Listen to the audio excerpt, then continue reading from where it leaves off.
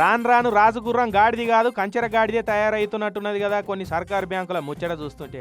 అసలు భద్రం అని బ్యాంకుల్లో పైసలు వేస్తే అసలుకే ఎసరు పెడుతున్నారు అలా పనిచేసే కొందరు సిబ్బందులు. మొన్న మంచిర్యాల జిల్లా షెన్నూరు, నిన్న నర్సాపూరు, ఇవాళ కడెం లింగాపూర్ బ్రాంచ్లో కూడా గసండి కథనే అయింది. నిర్మల్ జిల్లా కడెం మండలం లింగాపూర్ ఎస్బీఐ బ్రాంచ్ల మహిళా సంఘం గ్రూపులోళ్ళు పైసలు డిపాజిట్ చేస్తే అందులోకెళ్ళి 4.5 లక్షలు మాయం చేసిండు బ్యాంకులో పనిచేస్తే అయినా. మహిళా సంఘం వాళ్ళు కట్టిన పైసలను వాళ్ళ ఖాతాలో జమ చేయకుండా సొంత ఖాతాలే వేసుకున్నాడు.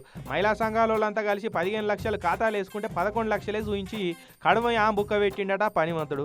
గిట్లనే లోన్ తీసుకుందామని మహిళా సంఘం లీడర్ అక్క పోయి బ్యాంకుల బ్యాలెన్స్ చెకింగ్ చేపిస్తే 11 లక్షలే ఉన్నాయని చెప్పే వరకు కంగు తిన్నది. అగో మేమంతా ఇప్పటి వరకు 15 లక్షలు జమ చేస్తే గింత తక్కువ ఎట్లుంటాయని బ్యాంకు ముంగట లొల్లి చేసింది. మేము ఎంత కష్టపడి మేము రూపాయి కూడా చేస్తే నెల వరకు మేము కడుతున్నాము.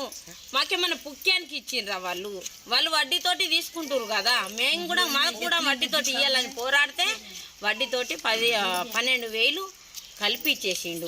ఏడ తప్పిదమైందో చూసి మీకు న్యాయం చేస్తే ఒకరోజు టైం ఇవ్వమని బ్యాంకు మేనేజర్ సముదాయించిండట. ఇక బ్యాంకు మేనేజర్ చేసిన ఇంటర్నల్ ఎంక్వైరీలో ట్రాన్స్ఫర్ అయిపోయిన సిబ్బందోడు ఒకడు పందికొక్కు తిన్నట పైసలు తిన్నాడని ఇరకైంది. ఇక మేనేజర్ నోట్ల పచ్చెలకాయ పడ్డట్టు అయిపోయింది. ఇజ్జత్గా సవాల్ అనుకొని అప్పటికప్పుడు కడవ 4 లక్షల రూపాయలు మహిళా సంఘాల ఖాతాలకు కొట్టిండు.